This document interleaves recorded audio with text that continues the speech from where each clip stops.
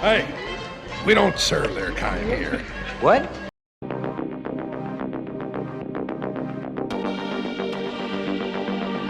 Two Shot, it's getting smarter.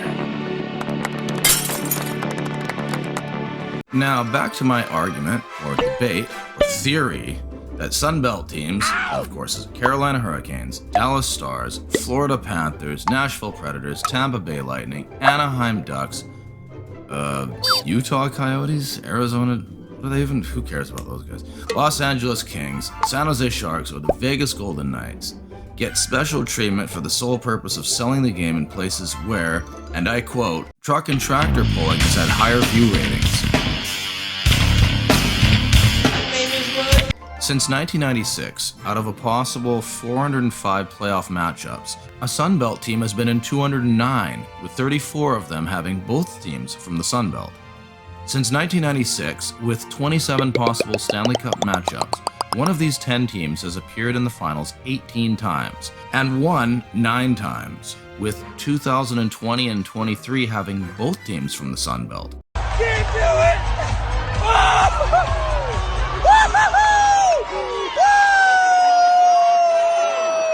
Since 2002, with 21 matchups, at least one of these teams appeared 15 times and won 8 times. Since 2012, with 12 matchups, one of these teams appeared 10 times and won 5. And since 2020, all 4 have had 1, and 2 of them had 2. Do you see the pattern here?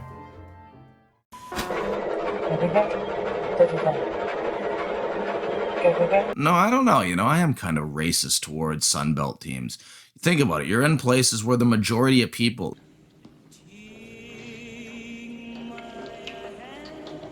Hello, I'm Elliot Friedman, and I don't believe in this theory at all. The teams have worked hard to earn their spots, and this is a great thing for the NHL.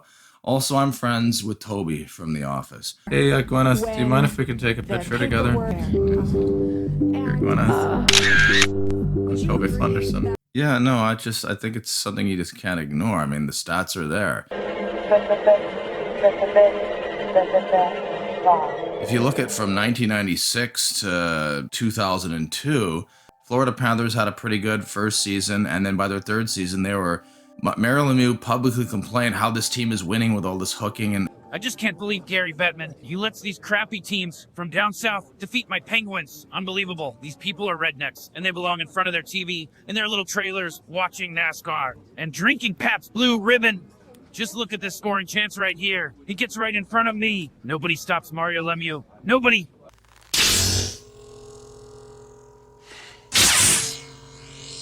You have the ring. And I see your Schwartz is as big as mine.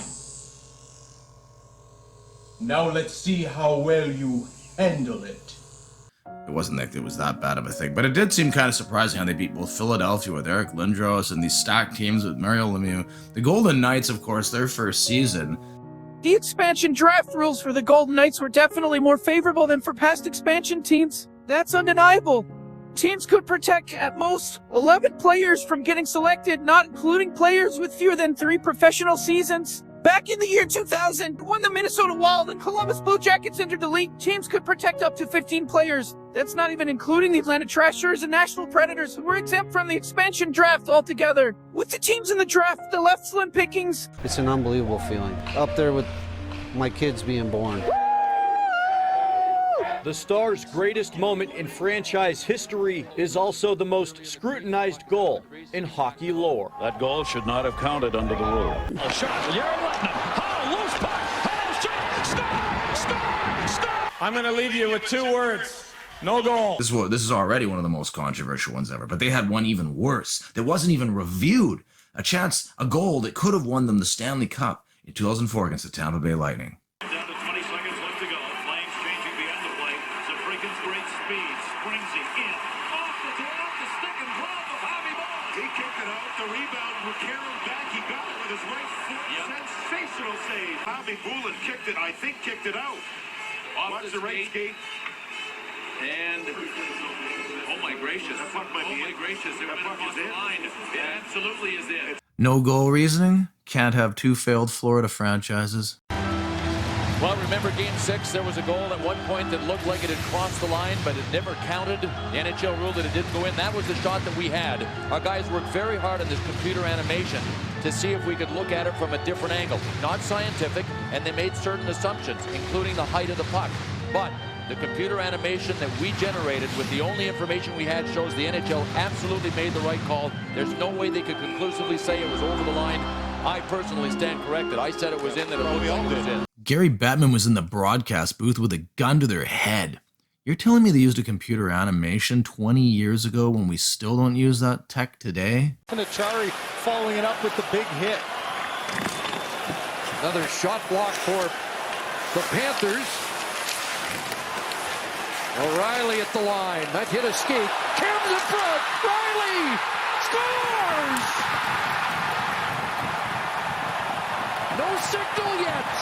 And did he score? Riley and the Leafs celebrating. Jean Hebert on the scene. You have no idea because Sportsnet refused to show the only replay that mattered.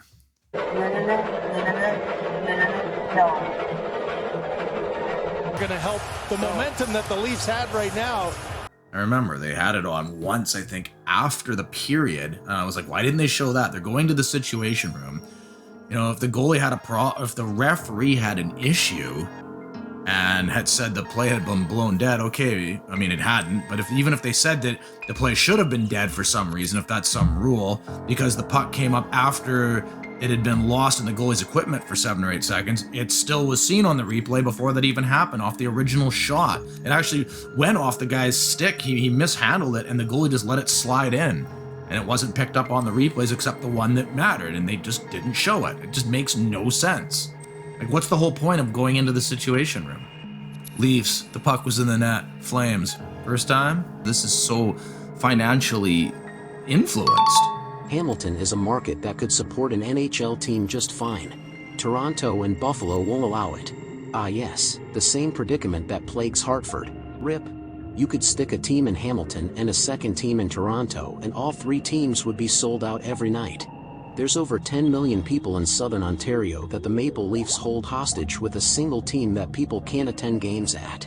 Realistically, the area could probably support 5 to 6 NHL teams and not break a sweat. In 2024, this year, we have 5 first-round matchups as of April 29th, with 2 of them featuring both teams.